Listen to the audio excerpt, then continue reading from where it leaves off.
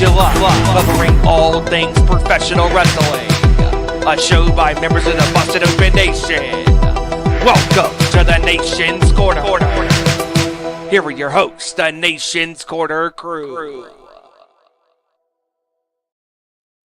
Good evening, Nation's Corner family, friends, and fans. That is right. It is 7 o'clock. It is Saturday night, and we are all the way live. It is your favorite and hottest mixed tag team duo in all the professional wrestling right now. Myself, John in South Jersey, and my tag team partner this evening, the lovely and talented, all-powerful Debhausen. What's up, Deb? I am doing fantastic. It's been a great week. Tonight we got 3 exciting shows to watch. Yes. I'm sure there are plenty of others out there, but we got 3 really awesome shows: GCW, Maple Leaf Pro, and AEW Collision. So yeah, let's get started. Yeah, it's been, I know we sit here week after week before we go on air, before all the folks see our unprofessional shenanigans, since we look so polished and professional on air. And we rack our brains on what are we going to talk about.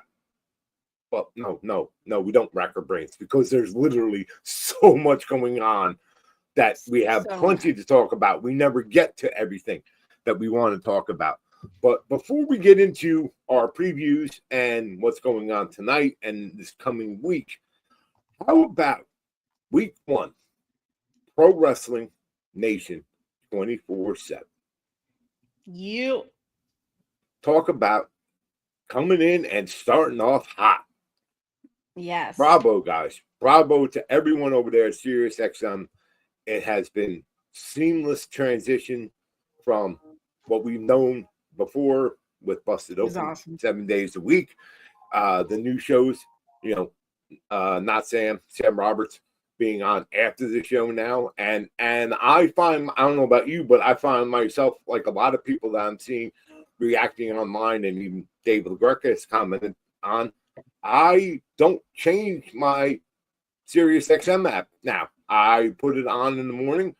That usually I'm catching a after dark replay or a replay from the previous show that I might have missed, and roll right through Busted Open live to noon, then Sam, and then Jonathan Coachman afterwards. Yeah. And that is my day, and I'm apparently not the only one. So no, and I know you're in a position that you were kind of in the same thing, that you can put it on and leave it on all day. Is that what you're doing? Yeah, and this week was a little different because I had 2 days off during the week, which I normally don't have. So like if I'm off during the week, like I listen to Busted Open in the morning, and then there's TV shows and stuff that I want to catch up on my days off. So this week, like I had 2 days off during the week, and I listened to Busted Open, then I listened to Sam, and then I put on some other TV shows that I needed to catch up on. On the days that I worked, I did listen all the way through. Normally I would switch to music or another podcast or something while I'm at work, but I just left it on. Yeah. I left it on all day, and when Coach was done, then I put on some music. It's pretty awesome. I love having the variety of different hosts. And I was actually just having a discussion with a couple people on Blue Sky earlier. The variety of different hosts is so cool, because you get people from all different experiences, all different companies and promotions over the years. Everybody in wrestling has different experiences, and now we have kind of like just a random amalgamation of different perspectives each day, and it's so cool, like from wrestlers, from fans, from podcasters, from just people who have been around the business for so long. It's awesome to have this lineup every day now, and it's only getting started. They're gonna continue to expand their content. Yes, absolutely. Real quick, Deb, Billy in the chat put this out, and normally we don't indulge people, but we will. Just for that, you first. I am wearing The future mayor of the Lehigh Valley. The wonderful Ian Riccaboni shirt. Happy wrestling. We had the news this week that Ian Riccaboni re-signed with AEW and Ring of Honor for another term. So super excited about it. We all love him on commentary, but he is genuinely a really great guy. And he also happens to live kind of like just a few minutes away from me. Right. And of course, I am wearing my number one homegirl, the Florida man herself. Yeah. Lindsay fucking Snow, the American Kaiju, who reminds you to look good and feel good. Yes. Shout out to my girl. Yes. But yeah, we just do that real quick. I think very hard on which t-shirt I'm going to wear every week. It's like it's a thing. It's difficult. It's absolutely a thing. It kind of sets a mood for you or puts you in the mindset you want. I mean, lately, or occasionally make a statement. Yeah, sure, absolutely, absolutely. So, all right, let's get into it because this is ramping up. Besides the great week we had with Pro Wrestling Nation 24/7, this is a big week for a lot of different reasons coming up, and for a lot of companies, this is like conglomeration type stuff. Oh, everything, yeah, that big word. I don't know. Mark Briscoe taught us that word, so we're familiar. Yes. We knew a crazy chicken farmer from Delaware. And why does he act like it? Because he's a crazy fucking chicken farmer from Delaware. But seriously though, we have an incredible weekend coming up here that we're still getting, and for the first time in a while, and this is for both companies, we have major shows coming up that we're still not 100% sure what we're going to see on these big shows and how it's going to go, because they're still developing and bringing stories in and bringing things in that hopefully that they get to and can put a cap on this week and then present the show. I mean, AEW has All In Texas that they have been hyping for almost a year now. It's awesome, legitimately, and we're finally seeing some things coming for that. As far as match announcements and finalization of the card, you have Saturday night's main event that, to be honest, other than Gunther and Goldberg, I don't know what's on this card. I don't know what they're going to have. And to be 100% honest, like we talked about prior to going on the air, there's two other shows from WWE that I am at this point way more interested in than Saturday night's main event. And that's the Great American Bash with NXT. And finally, Evolution 2, the all women's pay-per-view that are taking place before Saturday night's main event. I'm way more interested in what those are going to be like than anything on Saturday night's main event. And I know I have been less than complimentary on AEW just because they do 8.5-hour pay-per-views on a Sunday night. It's a school night for me. I got to be up early in the morning. And I wind up paying. Yeah, but us sickos love it. Yeah, but I wind up paying $50 for and only getting about $22.50 worth of show. I don't even get half. So, but luckily, All In is on Saturday, correct, this year? Yes, so All In is on Saturday. In the afternoon. It's on in the afternoon. So I don't have to worry about that. I will get my full $50 worth of viewing, and I'm genuinely looking forward to it. Maybe more so than Saturday night's main event. Yeah. Yeah, I think they've done a great job over the last, specifically the last 3 or 4 months of kind of starting the build. Like they really started the build towards All In a while ago, even though we did have other pay-per-views in the meantime. there was a lot of things we could tell as it was going that it was leading to All In, that they were going to make this a big show, their biggest show of the year. They've already broken records as far as wrestling shows, non-WWE wrestling shows in the US. They've broken several records already. Which is like just so awesome. Like Seth and I were having a discussion yesterday kind of about that. Is when you see numbers being put out and stuff, it's sometimes it may not seem like a big deal, because with WWE that's just what's expected of them. Sure. They expect to fill stadiums in the US. We expect them to sell 20K, 25K on the regular. We expect that. With AEW, especially lately, that's not what's been expected. So it's really cool to see these numbers come out and see the excitement surrounding it. I agree, because and we have talked about it even on here and then in our Zoom and everything else. AEW pay-per-views always deliver. They're I mean, it takes a while. You may need a couple of bathroom breaks and a nap during the pay-per-view, but they always deliver.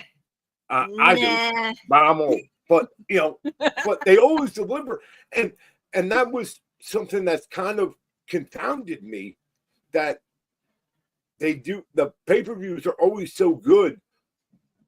And that not necessarily has transferred into a live audience for these shows. That, I watched just about every AEW pay-per-view. And, to the point where I'm like, if they do a big show anywhere by me and I can get tickets, I want to go see this live, because I've watched so many from home and enjoyed it. And I don't know if I could sit in the seat that long for it, but I'm definitely interested, and I can't understand. And yes, their crowds have been on the rebound. The changes they have made, they are definitely on the upswing.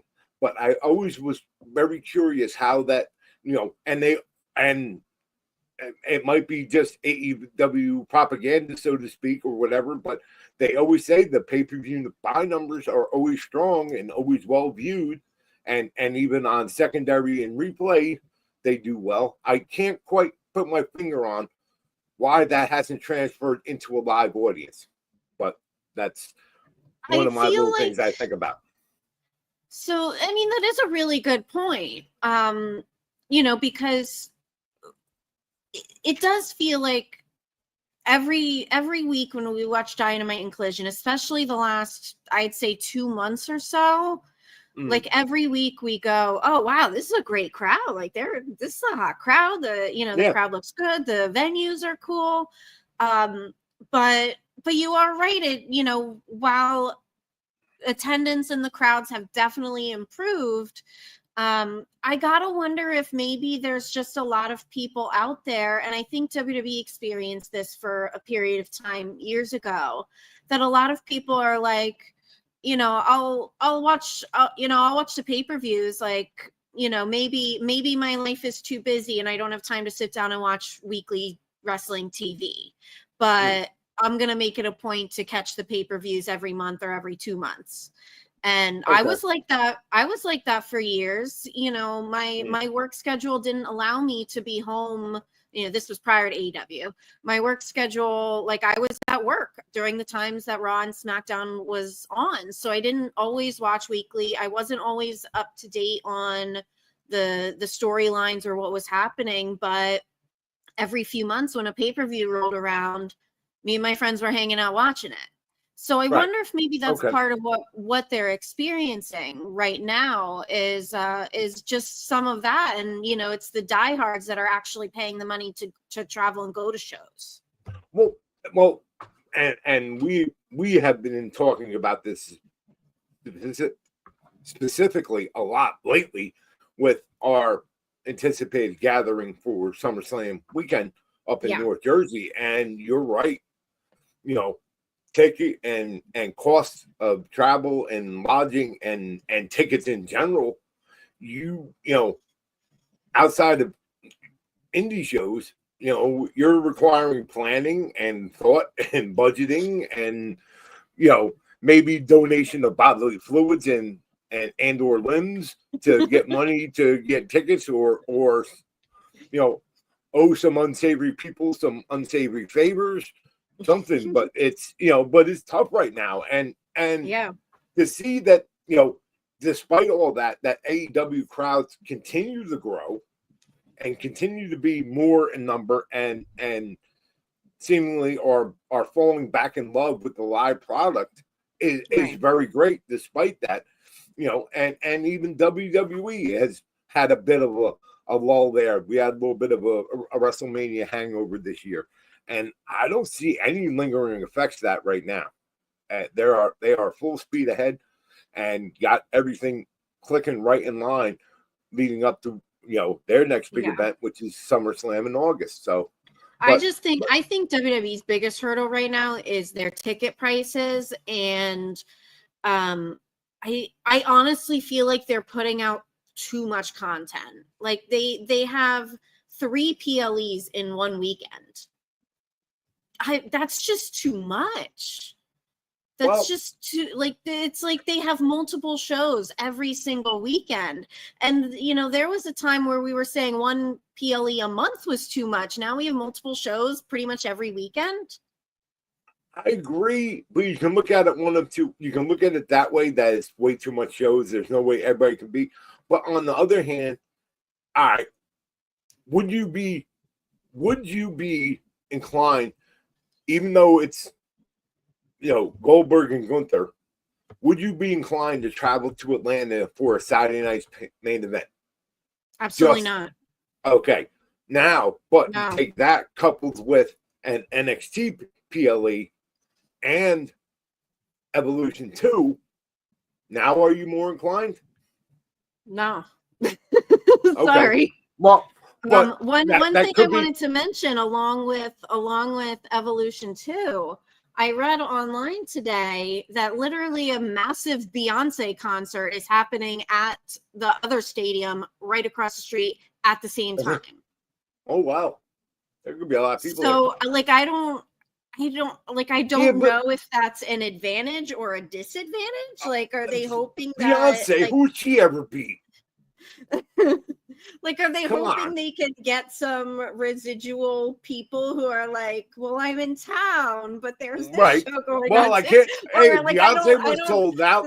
Let me go watch wrestling alone. Yeah. No, I mean, I had no intentions anyway, just because I have traveled. I have tried to navigate Atlanta for various events and shows and stuff, and nah.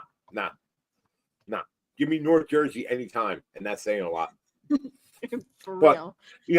But and I get it that you can't control what other entities, promotions do, whatever, but I would presume that Beyonce's tour has been planned for quite some time. Sure.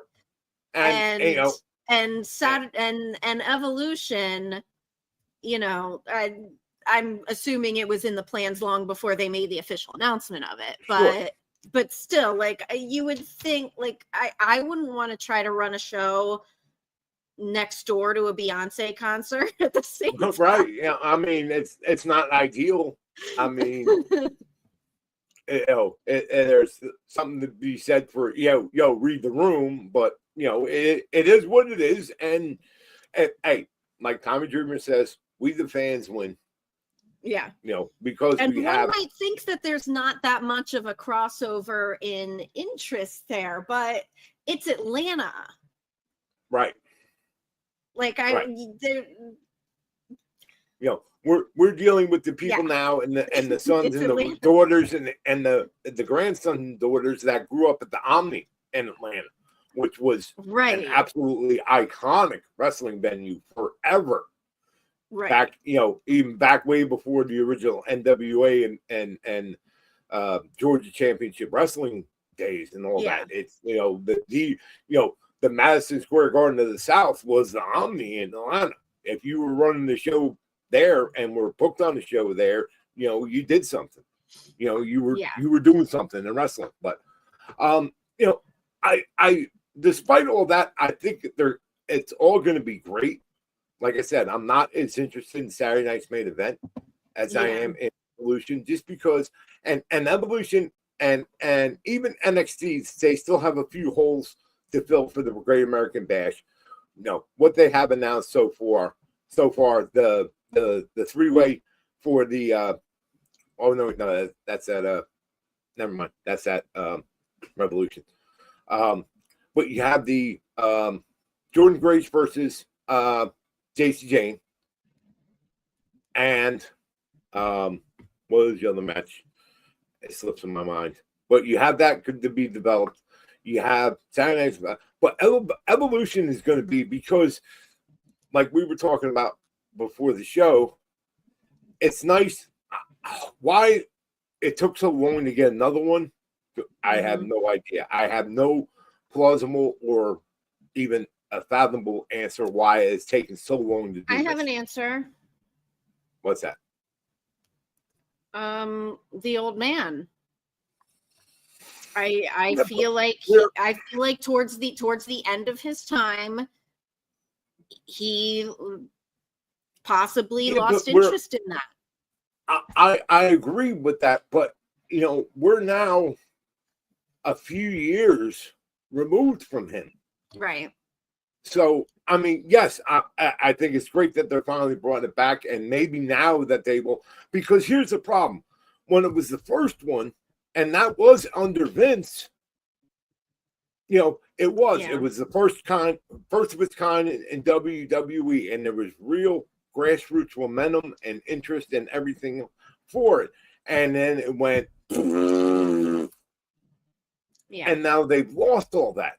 And now, one of the things that I look at is, yes, I'm very excited that they're bringing this back, but you know what? Don't piss in my ear and tell me it's raining again and take it away for another 4 years. Don't get me excited that this is going to be a yearly thing like it was supposed to be, or that we're going to see some stories or something coming out of it, and then, let it fall flat on its face. But what I'm very interested in is allowing WWE, who is in that unique position. We're going to see, current main roster female talent. We already have seen, quote unquote, legends and old school talent going to be involved now. Yeah. Now you take into the account the TNA partnership. Are we going to see some TNA knockouts on their own on the show? Are we going to see any luchadoras from AAA? Or legitimately anywhere, because really anything is possible. So, like I said, I'm very interested to see how it goes and what they do, and like I said, hopefully it ain't the last time. And they start actually doing this as a yearly thing. I think it would be neat if it was a yearly thing. I don't think it will be, though. In all honesty, I think they're just doing this right now to just add additional content and to show off, the women's roster that they have. And because of competition and because of a lot of the corporate changes that have happened this year that we've seen. I think since TKO kind of took over a lot of things, it just, they're just adding, like I was saying before, they're just adding so much content. And I think this is part of it. It's just another show that they can put on, and it's something that will please the fans who have been clamoring for it. And I think there's not much more than that. Okay. All right. Well, that's fair enough. I think it's going to be a chance for maybe some talents or some rosters or roster members that we don't see regularly, a chance for them to shine, because they won't have any outside. It'll just be, women centric. Obviously, it's an all women's PLE. So it may, we may see new stars emerge from it that we didn't know we had or didn't know we already had. So, but it's going to be fun to watch. It's going to just be part of like the 8,000 hours of wrestling we're going to be watching next weekend. And speaking of, let's switch over to what the banner says. Where are they? Help me out, Deb. What do you think? We have on here. Yes. We talking about All In? Yes, let's start with this one. Yeah, there we go. The men and again, here's AEW kind of up in their game. First ever women's casino battle royal gauntlet match or casino gauntlet match. Yes. And bravo, AEW. Again, talking about a strong women's roster and how good their women's roster is. Well, here you go. You know, you're in a prime spot on your biggest pay-per-view. I hope they put it on the main card, not on the opener. I'm sure it will be. You know, but again, you know, that's here's an important thing that, you know, and for all these Neanderthals out here that say, oh, well, women can't draw and women don't, nobody pays money.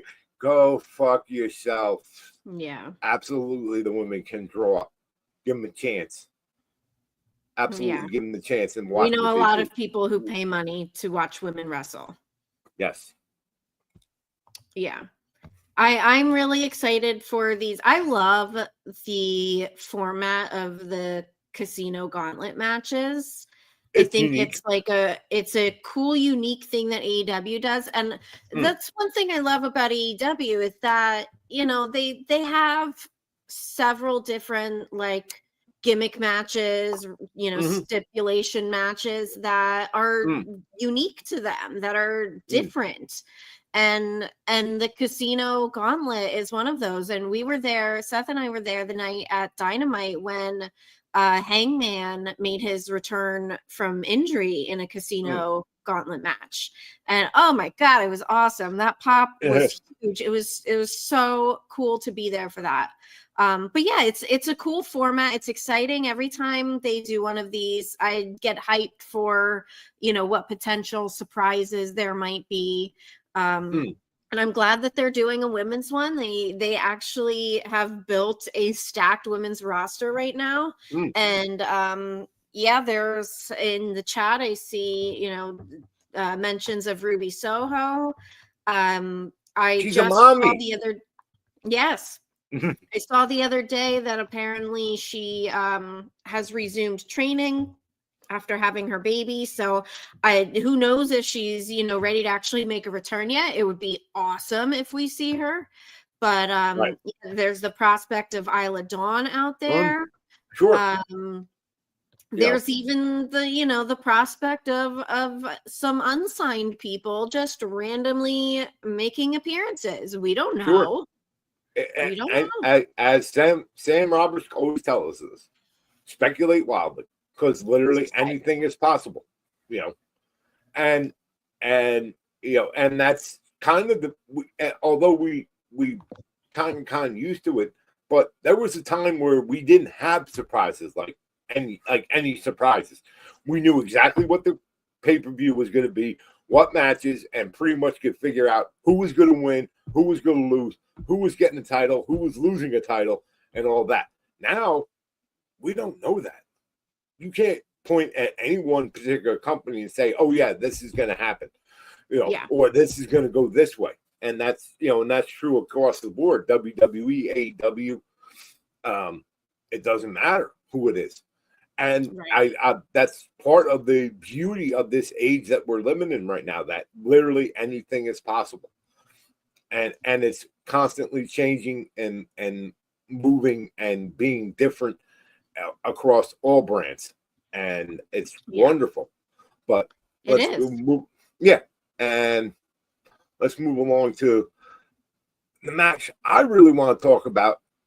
And this so far, because I have seen and witnessed the previous iterations of it. Take my money. Shut up here, take my money. I would pay $50 if this was the only match on the card, because that's how good the history and the matches between these two particular gentlemen are. And I know Kenny has had his issues, and it was partially storyline and stuff to get Kenny off of television for a while. I hope it's because he hadn't re-aggravated or had any problems with his diverticulitis in his stomach, that they're just doing it to build hype for this. But if both men are 100%, this absolutely is going to be yet another classic, an instant classic between these two. It will absolutely live up to the hype and the previous matches that these two have had.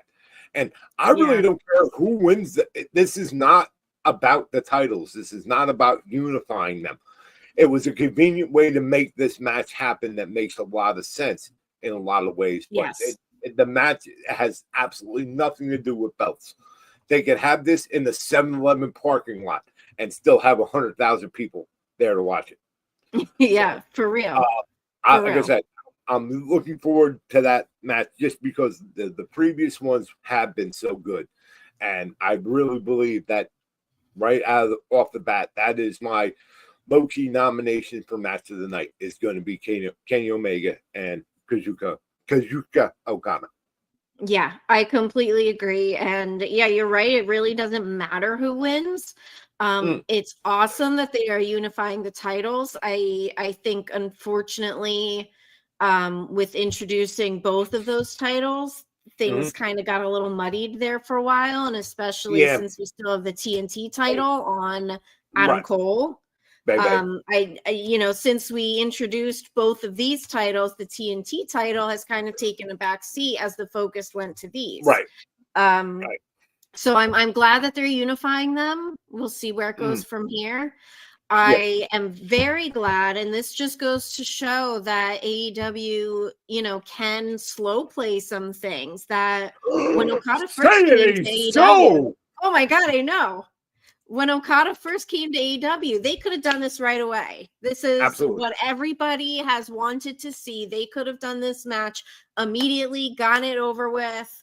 Okada's here in AEW. Let's go. And they waited. They waited until, obviously Kenny had the health issues, but they waited until the perfect time and when it made sense. And now we have, 2 titles, winner take all for the unification. And it's just going to be awesome. I think this is something that so many fans have just been itching for years.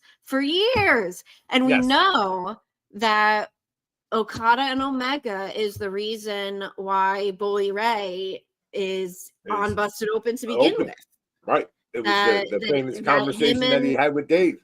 Him and Dave had a conversation about Okada and Omega that led Bully to saying, like, hey, I can help you take Busted Open to the next level. And look at what we got now. Look at what we got now. Their own freaking channel and Sirius XM. Got a wall-to-wall Uncle Bully. All right. Let's move on to this one because I know I have an unpopular take on this, and I don't care. I'm sticking to it, but that's this one, which, by the way, has been yet another fantastic build involving Toni Storm and a title match. And it happens to be with the face of the women's division in AEW, Mercedes Moné. I don't want Mercedes to win at All In. I don't. She has been on this epic belt collector run.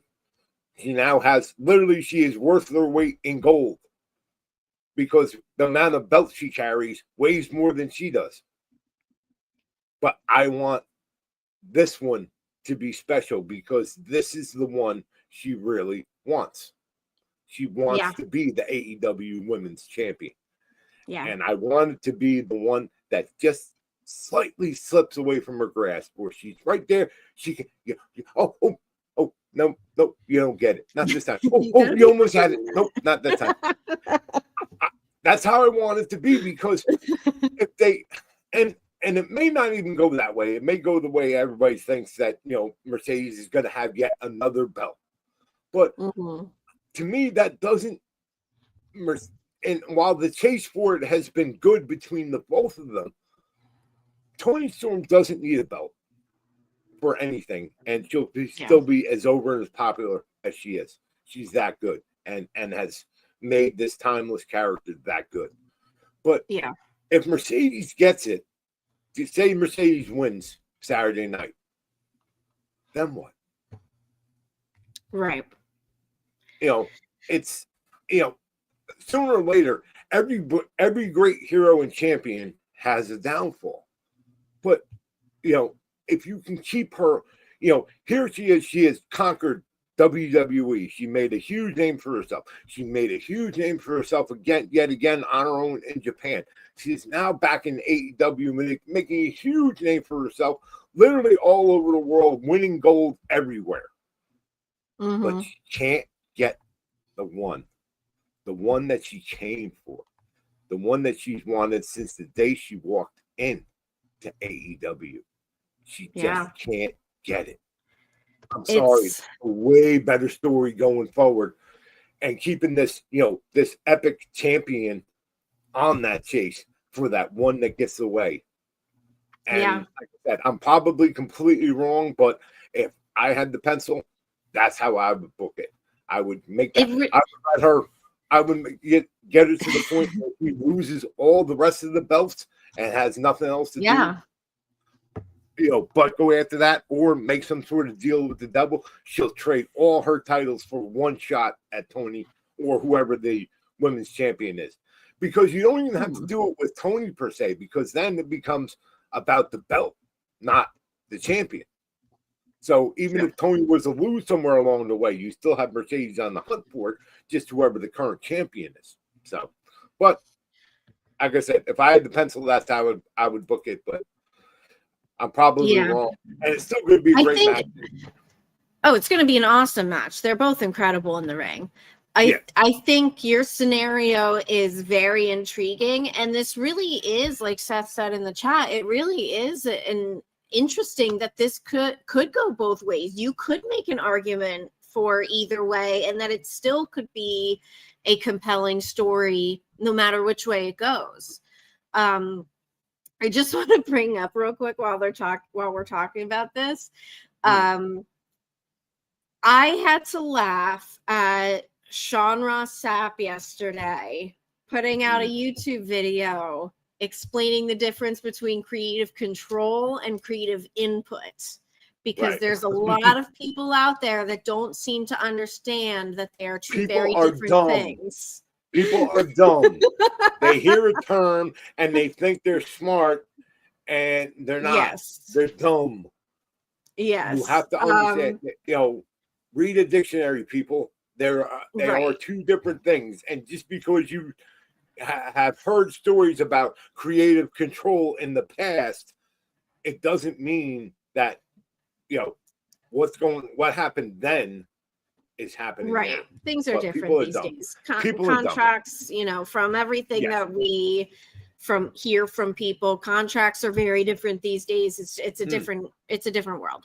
But yeah, I thought that was super funny. Mercedes is not going to Rev Pro and demanding that they give her their title. She's not under contract there. She does not have creative control if she is not under contract. She's not under contract to any of the companies that she holds titles. No, they put their titles on her because they want their title to be on a big star globally. Yes. And on the biggest platform probably available to them outside of their whatever area they're in. Exactly. Which is exactly. And so thank you for bringing this up, Matt.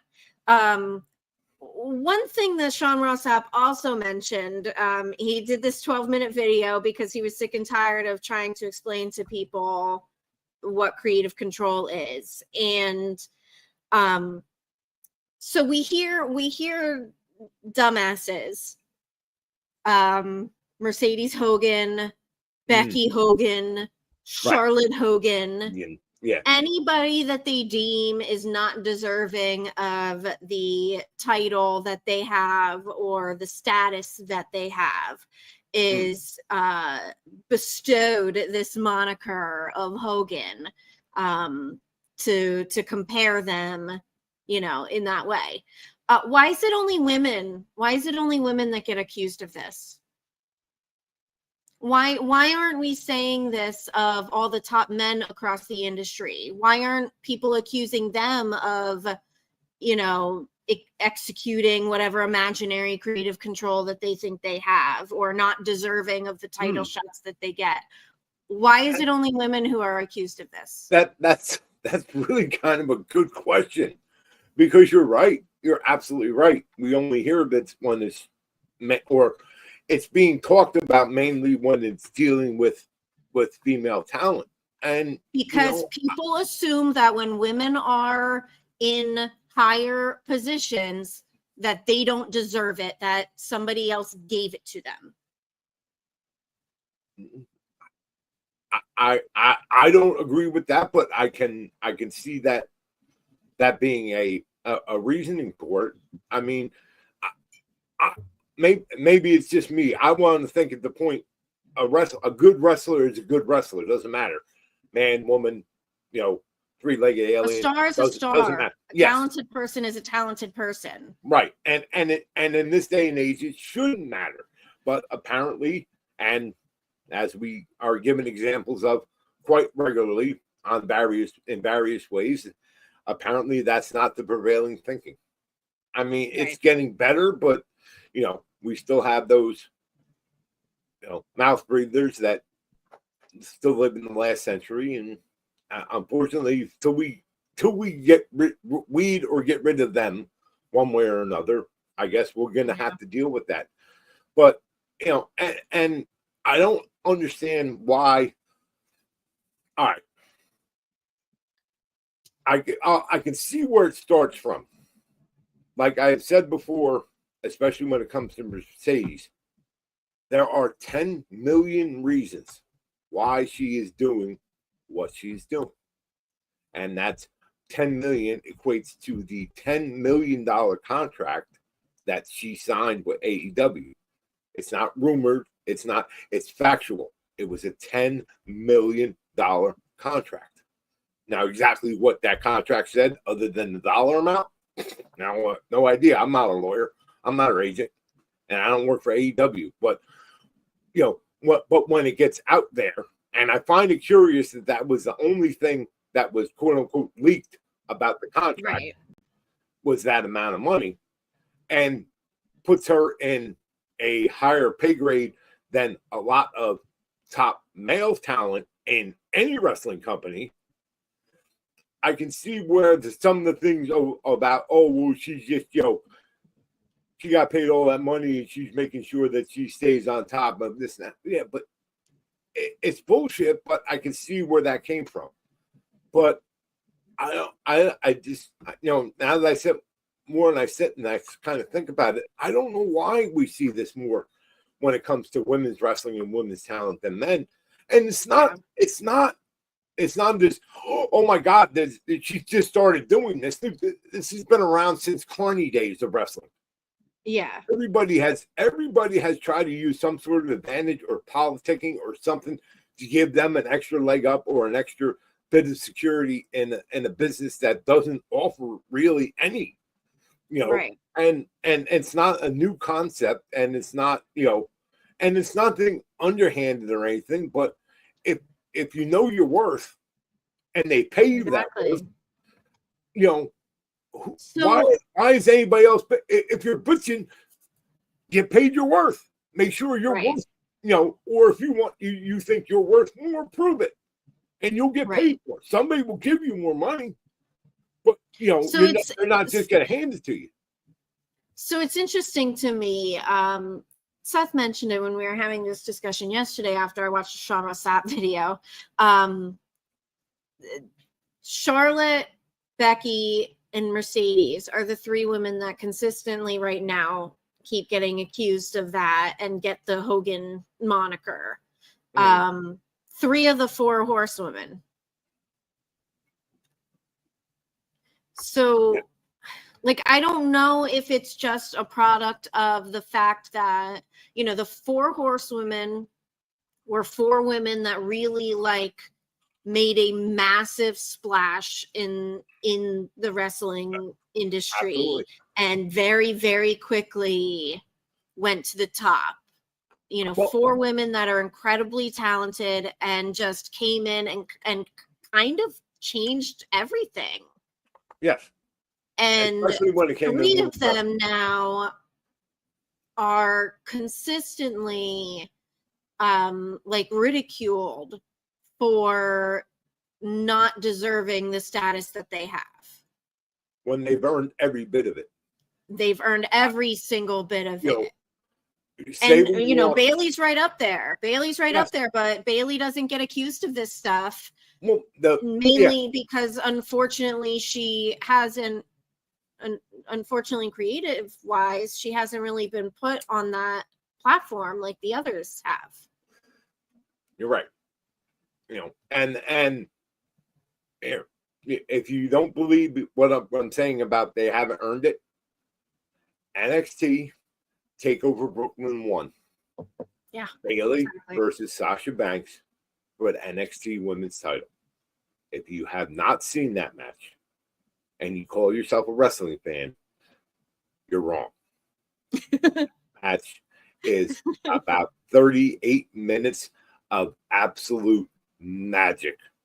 You want to talk about a roller coaster ride. You want to talk about engaged and edge of your seat and fully immersed. It's a fucking masterpiece.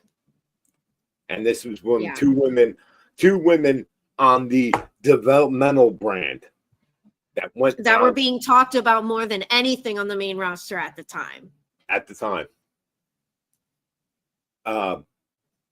And you know, if you want to look at a turning point there, to me, that's that takeover match, that turning point.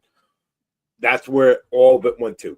That's where Sasha Banks went from Sasha Banks, the boss, to present day Mercedes Moné now, and getting and becoming this amazing star that she has become worldwide. And the same thing for Charlotte, and same thing for Becky. People are absolutely polarized, good or bad, by those 3 women. There is no in between. You either love Charlotte Flair or you hate Charlotte Flair. Yeah. You know, you love Becky Lynch or you hate Becky Lynch. And same thing with Mercedes Moné. You either love or hate them. There is no in between. And that's, you know, and you want to talk about fan engagement, that's fan engagement in a nutshell. There's no, you know, there's just none of this, oh, she's a heel, but she's a, no. You either love them or you hate them. And that's basic, you know, and that's how it is with Mercedes right now. There are people that are really enjoying what she's doing, and there are people that can't freaking stand it. There are still people that can't freaking stand that the fact is she's still not Sasha Banks.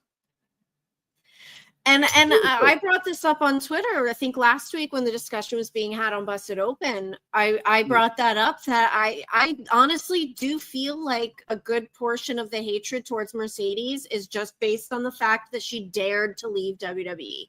Right. She was absolutely one of the golden children of WWE. One of their poster children. Here was, you know, she was the ultimate success story.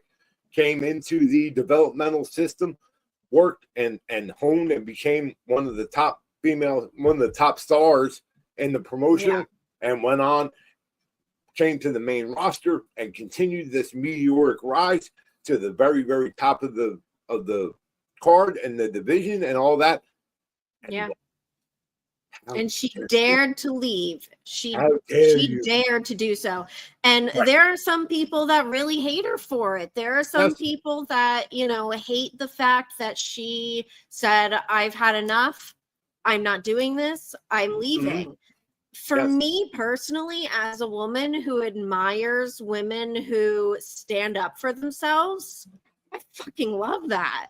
Yes. I love that she had the fucking for that. Balls to do that. You're good. You know, and literally, all right, granted, it wasn't $10 million, but it was a pretty financially and everything else comfortable situation at that point at WWE for her. And for her to turn around and say, nah, I can do better. And I'm going to. Yeah. You know, watch this. Watch this. Exactly. You know, and again, we talk about fan engagement or who the people are engaged with. This is now like 3-4 years later, and people still hate her for the fact that she left WWE. They're like, dead to me. She's dead. I don't care who's dead to me. You know, that's engagement. That, you know, you want to talk about a wrestler that, you know, that's emotional investment. Fans. Yeah, that's, you know, there you go right there. That to this day, that we're, you know, 4 years removed and they still hate her. Not like her. Oh, I don't want hate her. Yeah. You know, that sounds like emotional investment to me. Yes. And that's what wrestling is all about. So don't tell me, oh, there's nothing there. Bullshit. Complete bullshit. Mm-hmm. But all right, let's get back to All In, since we're on this awful tangent. But all right. Well, we only got one left. Yes. And that's this one that we know of. Although we do have one more match we're going to talk about after we don't have a graphic for. The main event. It's time for the main event. Thank you, Mark Henry. I missed that. Yes. I do too. Okay. I know we have beat this to death. We're not going to, pardon the pun. Simple question, Deb. Does Paige walk out AEW champion? Because that's I really know that there's growing feelings of maybe Mox retains. Like, I know Dave talked about it on Busted Open several times. Like, he just said he just has like a feeling he thinks that Mox retains. I think that Hangman wins. I'm putting all my eggs in the Hangman basket. Okay. I have been for a long time. I think that Hangman wins.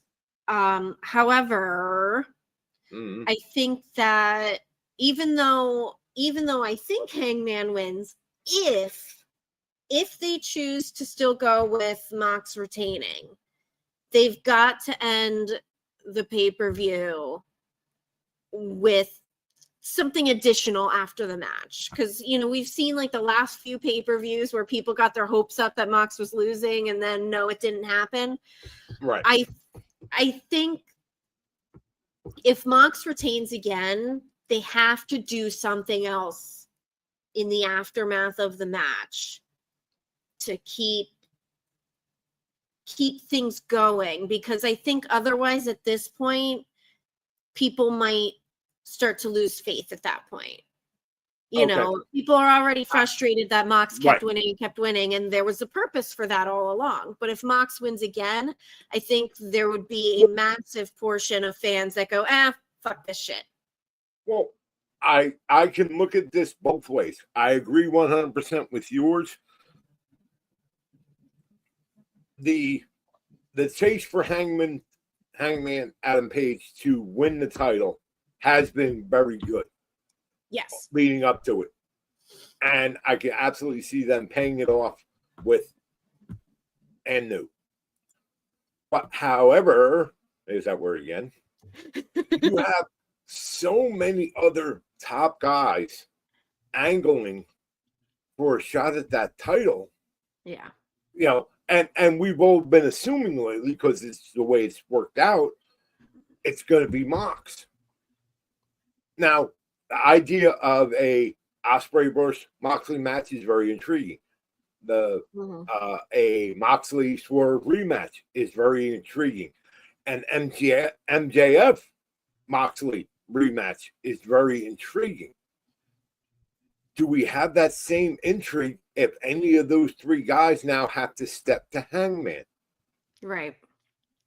Is it, you know, and it's kind of, they could build it. They could build it. No, and my point being is, we as fans have been kind of pre-programmed to think that it's going to be Mox coming out of whatever show as the title holder, that's the next person. But if Hangman wins, now we're like, it's almost like one of them synapse short circuits. Like, wait a minute. Like, what's going on? Wait. I don't know what to think now. That does not compute. Yeah. I wish I had the reboot, the Windows reboot sound effect right now. Where's Andre when I need him? But, because that's basically what we're going to have to do. We have been absolutely dying as AEW fans for the end of the Death Riders and the stupid briefcase and get the belt out where people can sit and all that. We have absolutely been like, dude, this is a fucking enough already. It's not working. And I think that's why they built it perfectly. And that's why they built it so well coming into All In, because they have created that situation where the fans are like, oh my God, let's just do this. Right. And Elder Rams aside, but I agree. Riding in on a horse again in Texas. Yes. If they don't have him on a horse, if they do not have him on a horse, Tony Khan, you suck. All the money you spent on previous entrance songs, even though you have not spent the money for Brass Monkey, for Mike Bailey yet, if you don't have Hangman coming back in on the horse like he did for his first title match against Jericho, you suck. Period. Yes. And Billy is absolutely correct here. I keep saying it. I say it every week. The Hangman character arc has been one continuous story arc since the day one of AEW. And if you've been paying attention, you've seen his story and all the ebbs and flows and everything that has happened to his character and everything he's gone through. And it's all culminating right here. Right. He's become a felon. He became a felon. And yeah, he is, like Seth said, he is the main character of AEW. So I was chatting with some people on Blue Sky earlier today while I was at work. Just, having discussions, these types of discussions about All In and what we want to see, what we expect to see, what we think might be happening going forward. Right. And something that I thought of the other day and I brought up in the discussion thread is something that AEW I think is doing really well right now is they don't need one face of the company. I think we've been kind of pre-programmed as wrestling fans that there is one guy that's the face of the company. The top guy, that the company, one guy that the company builds themselves around. We had Stone Cold, then Cena, and then Roman, and there's one top guy that the company is just built around. And I think AEW is in an interesting position where they don't need one top guy. They have multiple. They have multiple like I just people said, that are on the upper there are echelon. There are three other guys basically angling to become world champion. But Hangman and three of the top guys in the company. Yeah.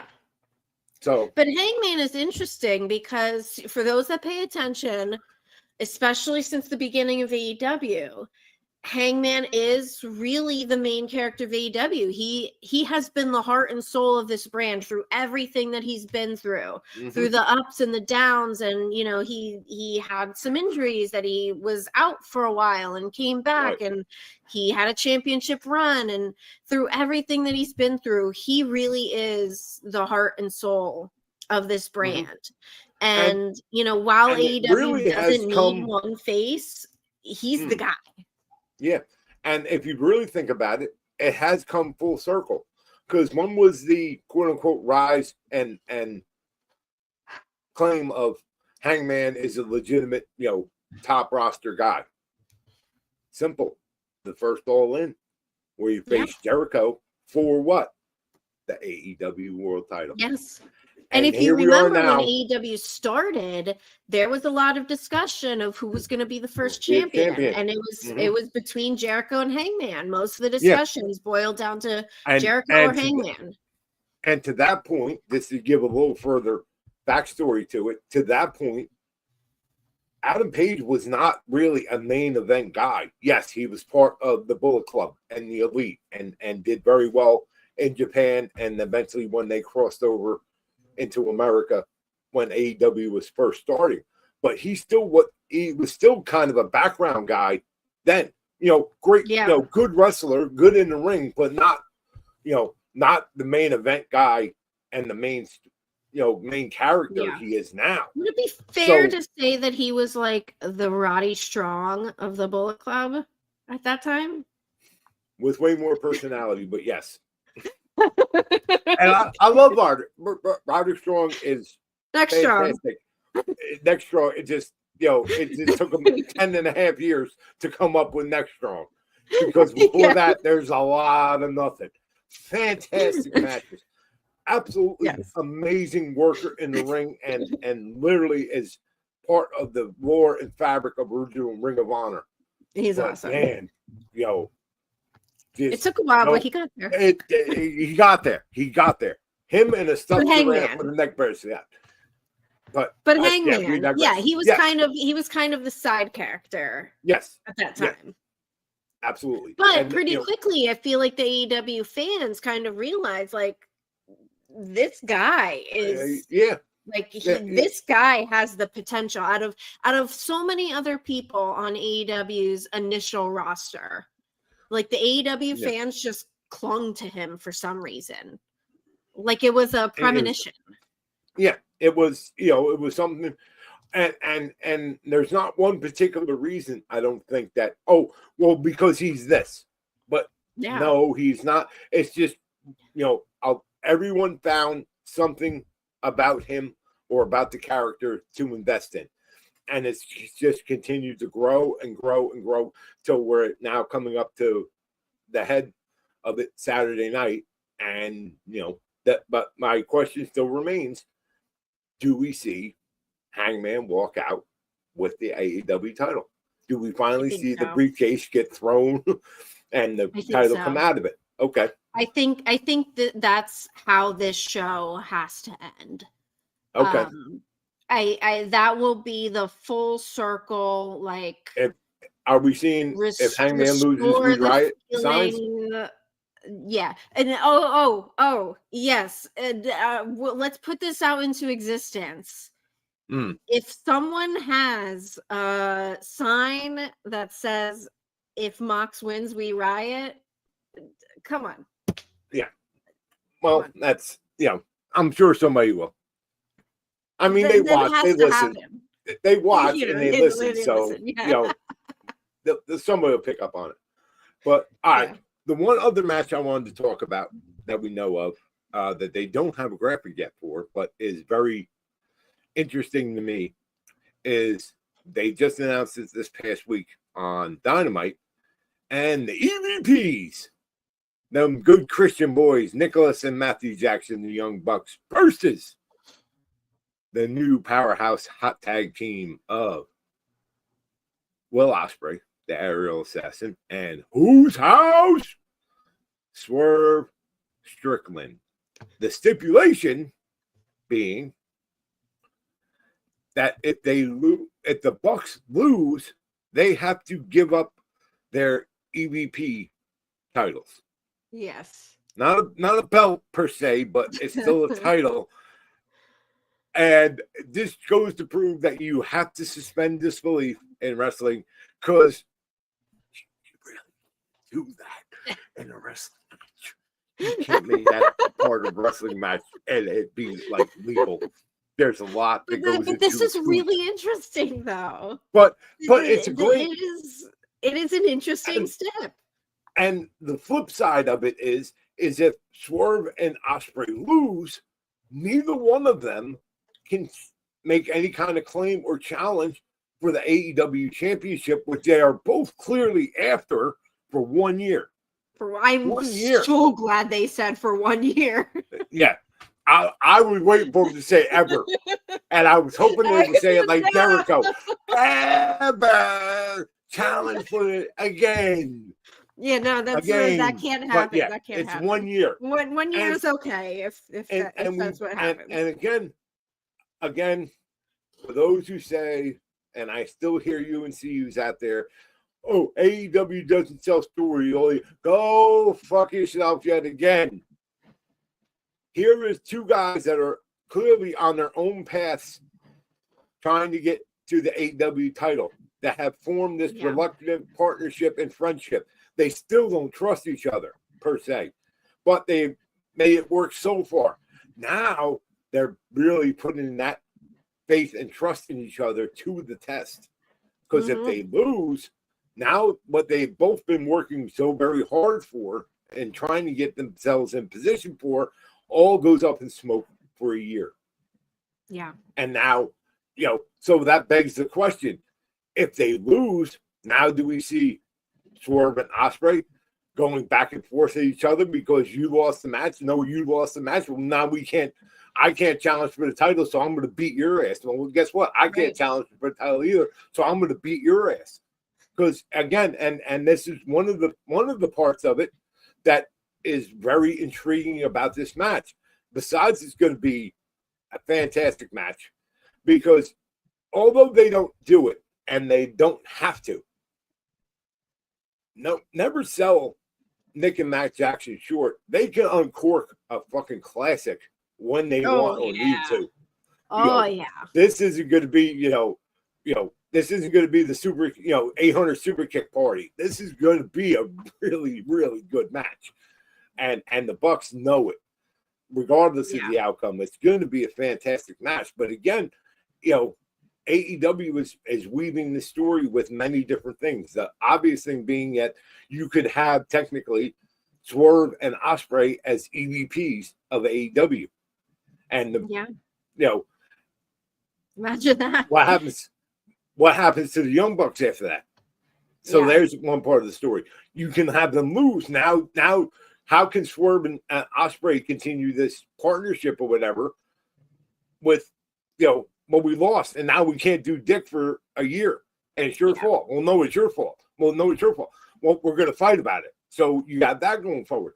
And there's so many layers. There really is. There absolutely is. There really is. A lot of layers. The EVP thing, I want to mention the EVP thing, Billy's comment here, is really interesting to me because there is a section of fans out there who absolutely believe fully, like not as part of storyline, but they fully believe as far as backstage stuff goes that the Young Bucks just assert their EVP power all over the place to put other people down.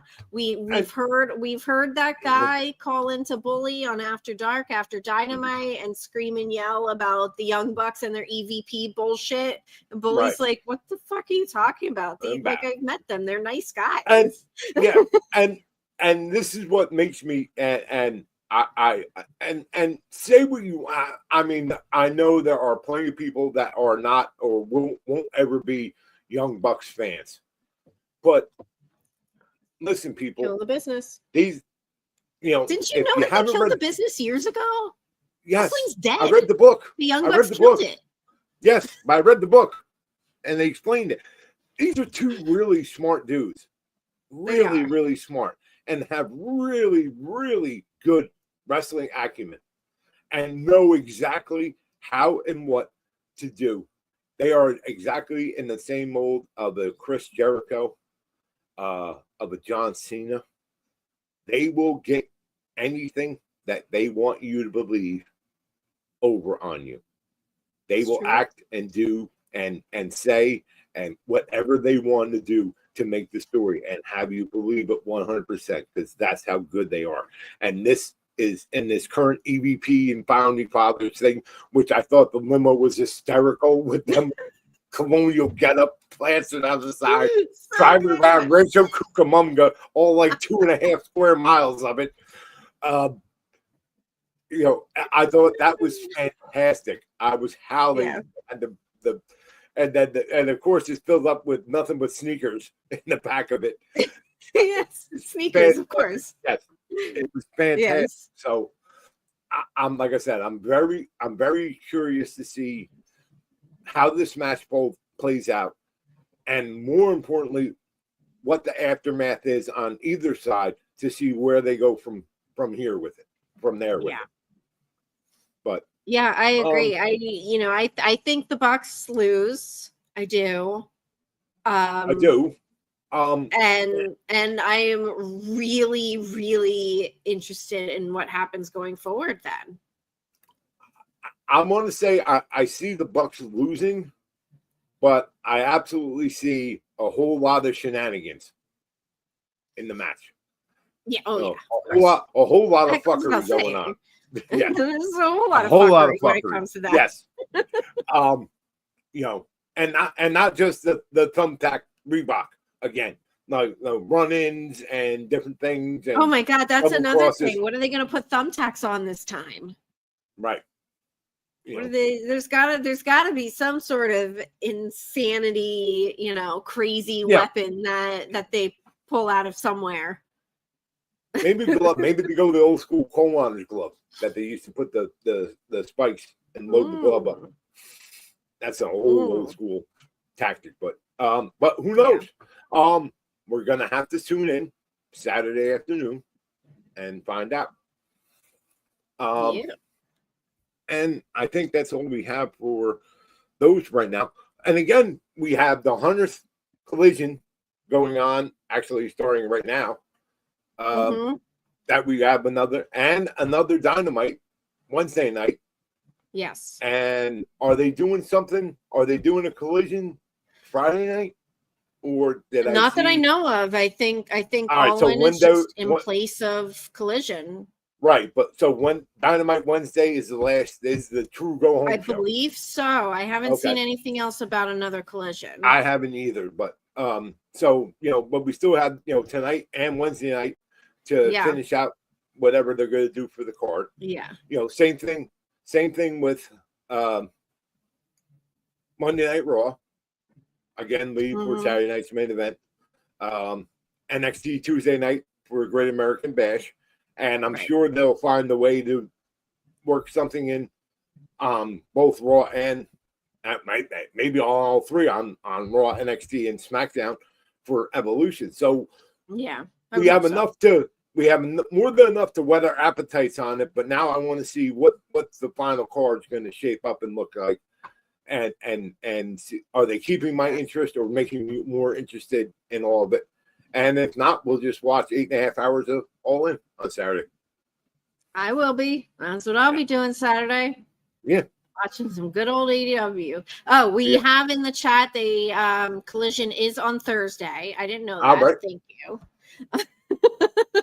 Thank you, Calvin. Sometimes I don't pay attention. Well, how come? Listen, people.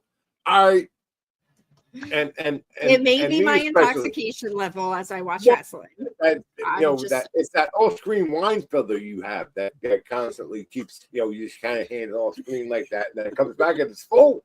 It's a magic chalice. Yeah.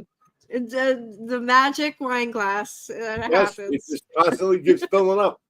But before we go,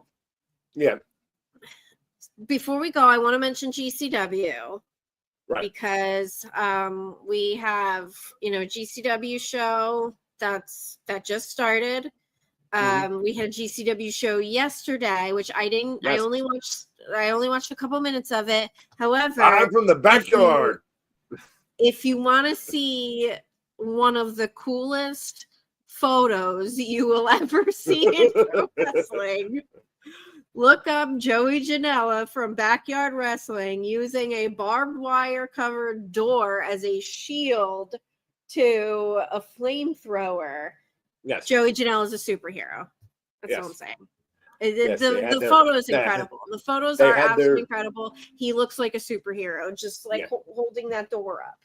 Every year on 4th of July, or for the past 7 years, I should say, on 4th of July, GCW does what they call the Backyard Show. It's from Backyard USA. Pulling the curtain back, it's at Big Vin's dad's house. If you know Big Vin from GCW. And if you don't really know him, Big Vin's dad is ECW legend 911. Oh. That's how Vin made his connection into wrestling. 911 is dead. And they hold the backyard. That's literally the backyard, because I've been there. That's the backyard of 911's house. Wow. You know, the house they show in the foreground and all of it, and where that shed, that's all 911's house, and they do it every year. And it is the crazy, and a company built on craziness and fuckery. It is to the umpteenth level. Like it's the worst family barbecue and best time you've ever been to. That's exactly what it is. And it's such a good time. And it is truly invite only. You have to know somebody. And at the time, I've been to two of them, and I knew somebody that was working with GCW that got me in, and it was an absolute blast. But it's on Trailer Plus right now on replay. They also have a lot of, they use it kind of as a recap of previous pay-per-view shows they've had. I know you saw, Deb, that your favorite, Bear Bronson, they replayed the highlights from Tournament of Survival in his first ever death match against Slade, and it was still just as good seeing it the first time. But they use that. Also use that show because it's long. It's like 2.5 hours. But they put a lot of clips from previous shows building up because they had the show tonight. They had the JCW show, the Jersey Championship Wrestling show tomorrow in Asbury that they're touting. And of course, everything is leading up to now Homecoming in August in Atlantic City, and GCW is going to the Gathering of the Juggalos, and they're finally going to have it out with GCW or JCW, the other JCW Juggalo Championship Wrestling, which is going to be cool because if you saw Tournament of Survival, they were literally fighting in traffic, out in traffic. It's a lot. It's a lot. Yeah, it's a lot going on.